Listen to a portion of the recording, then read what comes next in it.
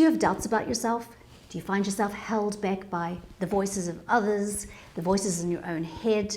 Self-confidence is so important because if you don't believe that you can do something, you're not going to try. If we don't have confidence in our ability to reach a goal, then we won't move forward and we will find ourselves spinning around and getting nowhere. But self-confidence is a skill that we can all develop, and I'm going to show you today how to achieve outrageous self-confidence. Welcome to Morning Tea. Hi, I'm Joanne Jolie, business owner and entrepreneur, licensed yacht helmsman, mother, grandmother, and musical artist. Self-confidence is not how good you are at a particular activity. It is, by definition, confidence in oneself and in one's powers and abilities. Perhaps our upbringing was not optimal and our parents did not inspire self-confidence in us. Now we know better. We have control over our own lives and we can get past that. Or perhaps you had a crippling, embarrassing experience in your formative years and it's frozen you. This situation can be reframed as part of a confidence building exercise. You can re-examine what happened as a learning tool now. One of the best ways to build self-confidence is by acting and repeating. For example, in music we begin with one finger on one note and we count to 4. 1, 2, 3, 4. This first simple step is repeated in practice as many times as necessary to be performed without error, without hesitation, till it becomes muscle memory. And then we add additional notes following the same procedure, and our confidence grows as we increase our ability.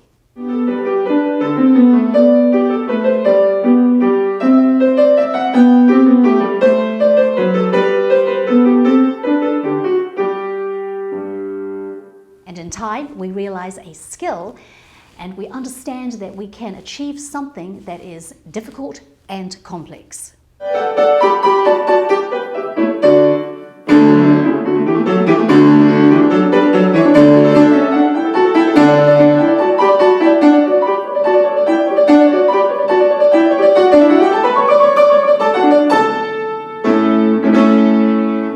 So let's just say you're fresh out of the gate with this thing that you're doing and you lack confidence because your capability in the activity is young.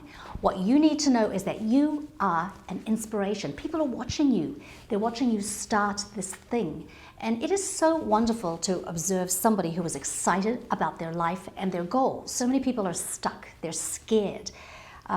You might even provide some motivation for some of them to start what they've been dreaming about doing. Think about it. Don't you just love watching a toddler taking their first steps? They fall down, they shake it off, they get right back up and they keep on doing it until they succeed at walking. It just makes you smile, doesn't it? You can stand confident that at every stage of your journey, a positive, optimistic demeanor just shines so bright, no matter how good you are yet. And trust me, there is no end to development. I remember my surprise to find out that Tiger Woods had a golf teacher. I couldn't believe it. Why would he need a golf teacher?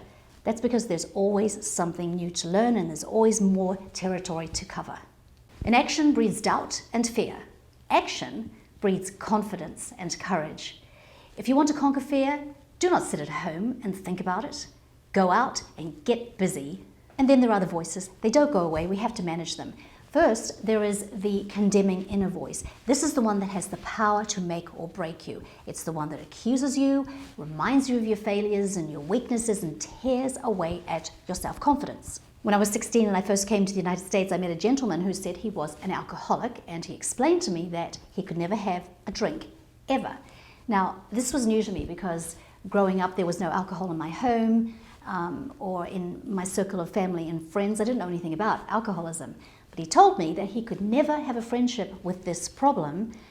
He could never even arrive at a place where he would be able to have an occasional social drink with friends. And as long as he remained faithful to this decision, then this weakness would never have any power over him. And what struck me at that time was his boldness, the fact that he was not ashamed to admit any of this. And we don't have to be ashamed because we all have weaknesses that can afflict us and take us down.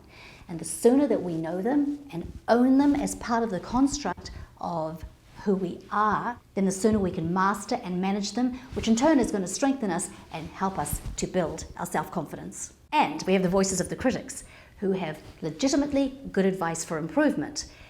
Some give their criticism gently, in a loving way, and of course that's how we like it best.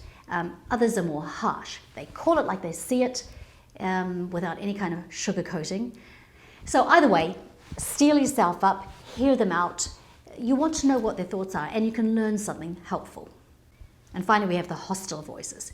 For them, for their own reasons, they simply want to damage you. And the more you achieve, the more they're going to make themselves heard. Now, if you find this is impacting you, then you can strengthen yourself and your mind with truth. Truth is like an armor. Tell yourself statements. What they're saying is incorrect. They are lying. What I'm doing is good. What I'm doing is right for me. They will not stop me. In fact, I feel sorry for them because of the poison. And when this self-talk becomes a habit of yours, it's going to filter down through you and become your reality, and it's going to diminish the power of the hate to bring you down. Also, try first to think the best. You know, if we're down on ourselves, then sometimes we're going to misinterpret what we're hearing.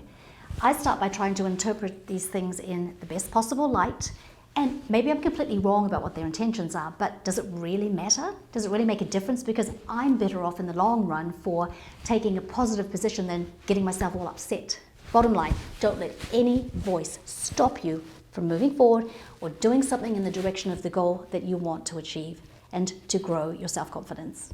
A confident life is constantly stepping out, making mistakes, learning, growing, and there's no guarantee that you're going to be successful at any of these things you're going to do. So develop a system of managing your ups and your downs, starting with the understanding that the whole thing could fail and end, or it could be a world-dominating, mind-blowing success. Either way, enjoy and be grateful for every step of the adventure from that first finger on that first note. Thank you so much for being here. If you enjoyed this video, then make sure you subscribe because you're going to love the next one. And until then, go out and get busy. The hardship.